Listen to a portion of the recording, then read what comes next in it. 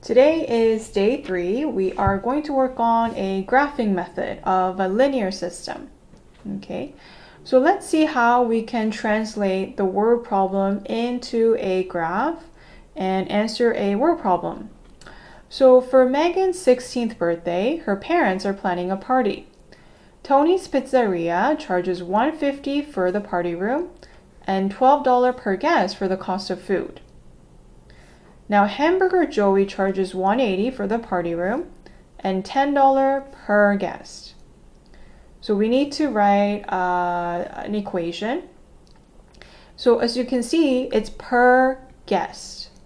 So that means my let statement must be the number of guests. So let X be the number of guests, and another unit involves money. So let Y be the total cost. So for Tony's Pizzeria, Tony, it's going to be Y is equal to one-time fee and then plus $12 per guest. So $12 per guest plus one-time fee, $150. On the other hand, Hamburger Joey, the total cost is going to be $10 per guest, so 10x, plus $180 for a one-time fee. So now that we have gotten the equation, let's fill in the table of values. So for Tony, if you have 0 guests, so I'm going to plug in 0 into x here. So it's going to be 12 times 0 plus 150, which is 150. And then for 20 guests, so I'm going to plug in 20 into x plus 150, and you are going to get 390. And then for 40 guests, you get 630. So you're going to plug in your x value into Tony's equation. For Joey's, on the other hand, for hamburger, is that if I were to plug in 0, so 10 times 0 plus 180, I get $180. So I have to pay that much. But if I were to have 20 guests, I'm plugging 20 into x, I get 380. And 40 guests, I have 580. Okay. Now we are going to graph the lines, label the axes. From this table, let's say 0, 150 and 390, So it's going to be 20, 390. And this point is going to be 40, 630. Okay. And then for Joey's, for this point, it's going to be 0, 180, 20, 380, and 40, 580. Let's write down the title. So I could say the total cost in dollar, y-axis, versus the x-axis, which is the number of guests. Underline. And so for my x-axis over here,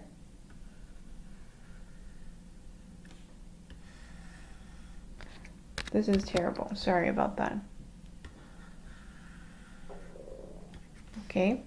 Number of guests.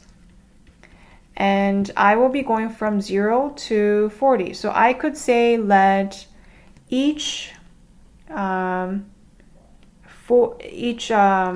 four squares represent 10. So 10, 20, 30, and 40. Okay, and then we have 50 here. Now for on my y-axis, it's going to represent the total cost in dollar. So in this case, I have a value that is going from 150 to all the way to 630. So what I'm going to do is I'm going to put a break on my graph. So what that means is that, take a look over here at the bottom. I could say straight line, and then there is a break. Okay, zigzag, and then a straight line here. This means that I could skip to a point and then go with the same increment. So I could say the first point here is going to be 150.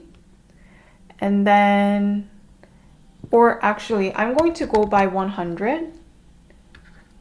And then every 4 points is going to be, or every 3 points is going to be 100. Okay, so hopefully I will have enough space here. So every 3 points is 200. This is 300 here. Every 3 points, every 3 squares is 100, 500, and 600, and 700. Okay, there we have it. So this zigzag, it's a break. It means that you can start at any point, but once you start at any point, you have to go with the same increment. So now that we have labeled the axis, let's graph the points. So for Tony's, I'm going to do it in purple. So 0, 150. So it's right in the middle. And then we have 20, 390. So it's like very close to 400. And then at 40, I'm going to have 630. So this is 630. So it's 1 square above 600 because each square is going to represent 33, right? The reason why it's 33 is because 3 squares represents 100. So when you divide 100 by 3, you're going to get 33.3. So each square is 33. Now, so I'm going to draw a line. Don't forget, use a ruler. This is Tony. Now for Joey's, I'm starting from 0 at 180, so close to over here. And then at 20, I have 380. Okay, so they're actually right below it. Okay, and then at 40, we have 580. So it's right below 600 here.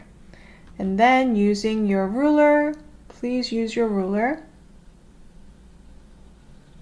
And this is Joey's. Okay, so it looks like they are meeting somewhere over here. This is where point of intersection is happening. Okay, so if I have to be exact, the point of intersection here, it looks like it's really hard to tell. The only way to figure it out, if the graph, the increment is not correct, you have to let each equation equal to each other. So I'm going to say let Tony equal to Joey's equation. So that means 12x plus 150 is equal to Joey's, which is 10x plus 180. Sorry. What that means is that I'm letting y equals y. So I'm going to collect the like terms. So I'm going to bring x on the left side. So 12x minus 10x. And on the right side, I have 180.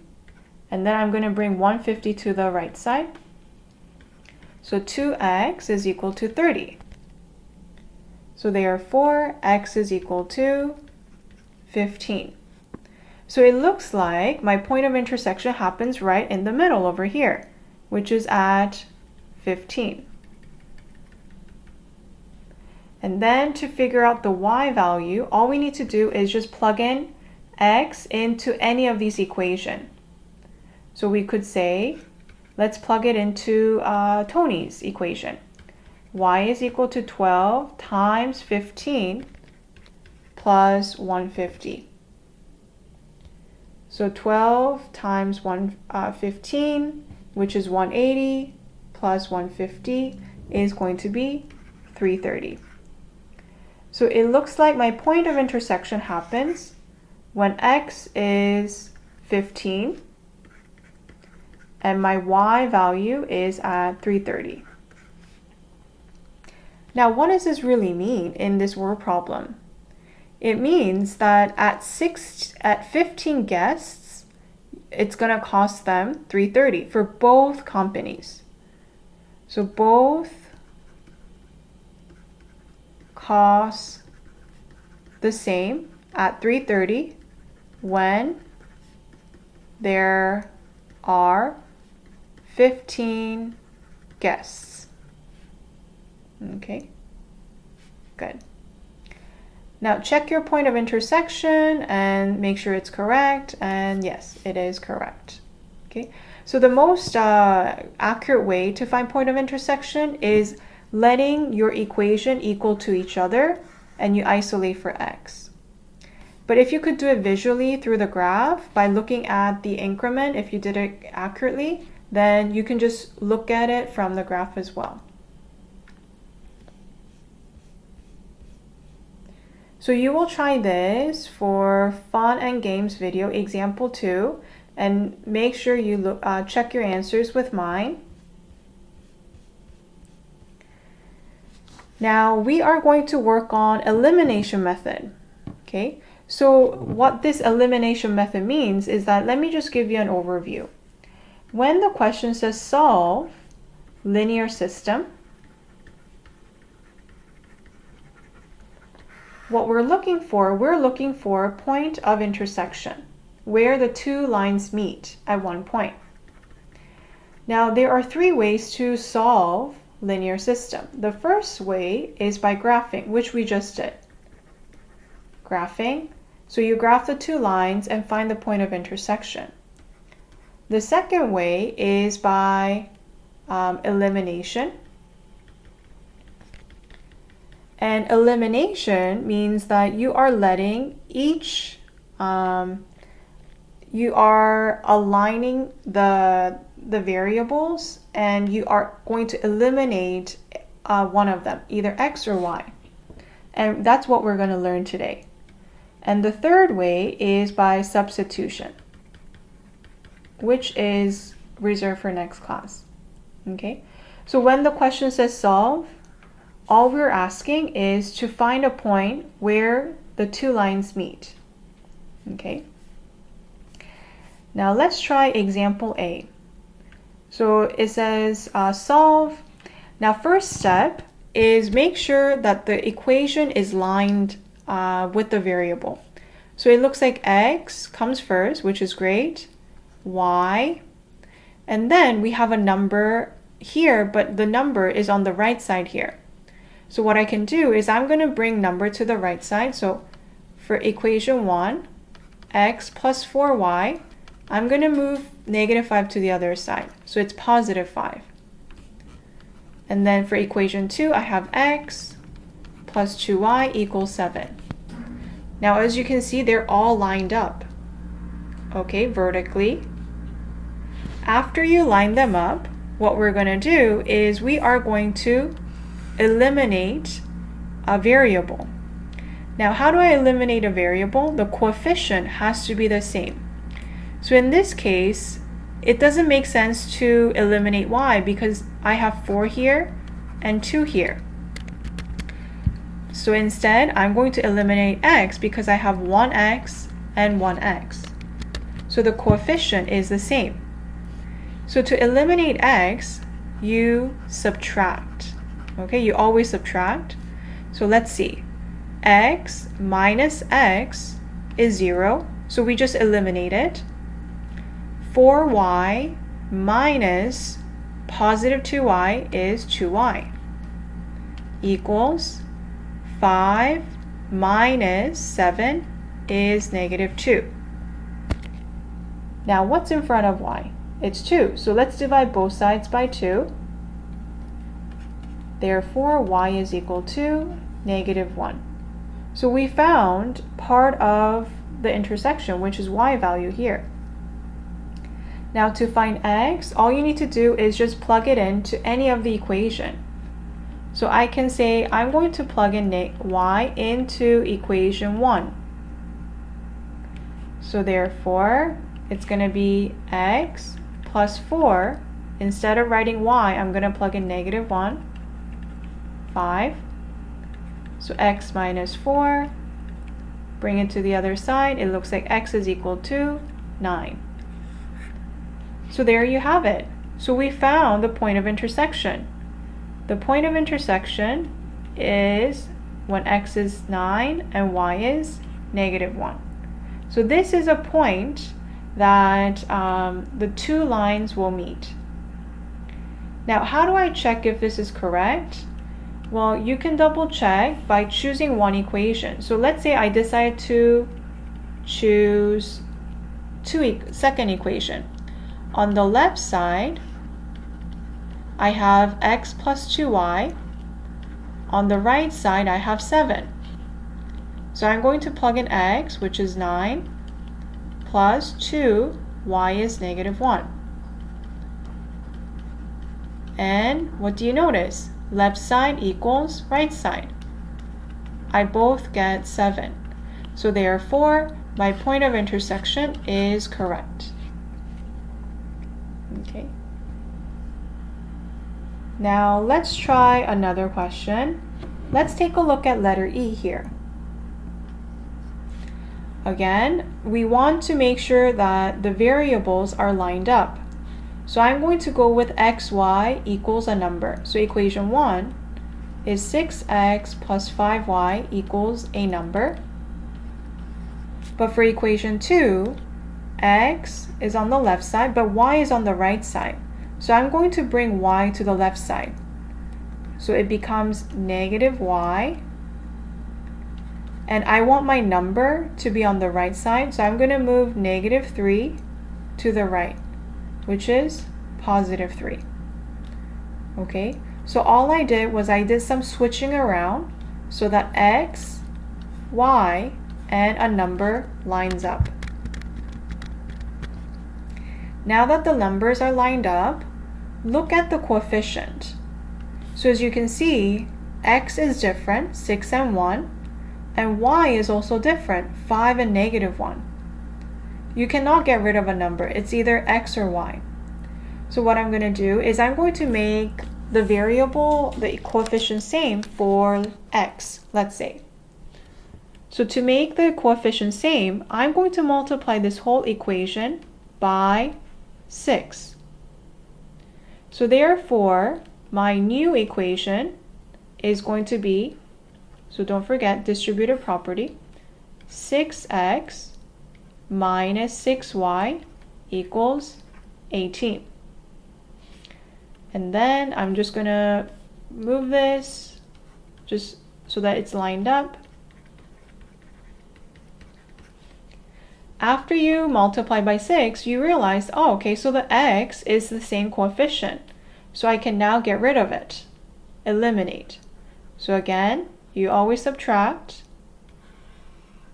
6x minus 6x becomes 0. That's perfect. I eliminate it. 5y minus -6y. So negative becomes positive. So it's going to be 11y. And 7 minus 18. You will get -11. Okay, now what's in front of y? We're 11, so let's divide everything by 11. So therefore, y is equal to -1. Now to find x, I'm going to plug in y is equal to -1 into any equation. So I could plug it into, let's say, equation 2, let's say. Now you can plug it into this or the multiplied one. It's same thing, okay?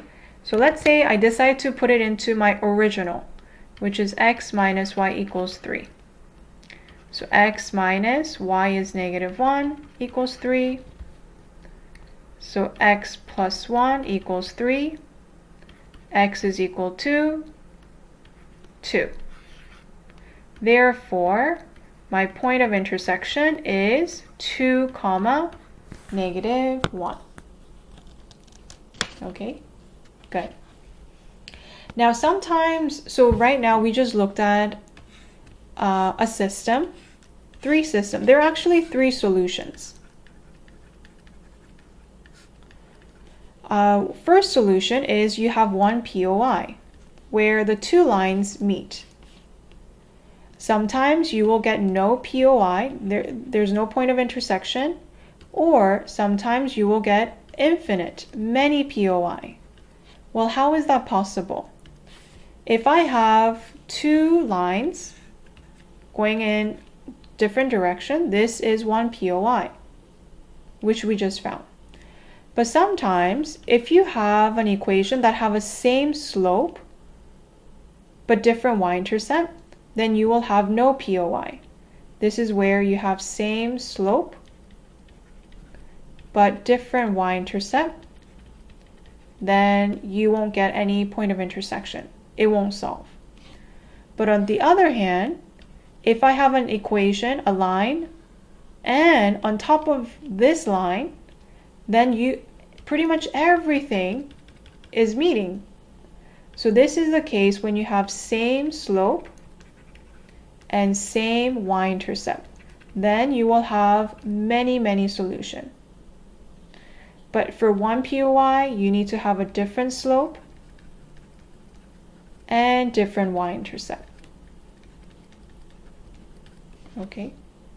Or you could have a same y-intercept, but the key idea is that you have to have a different slope in order to have one point of intersection.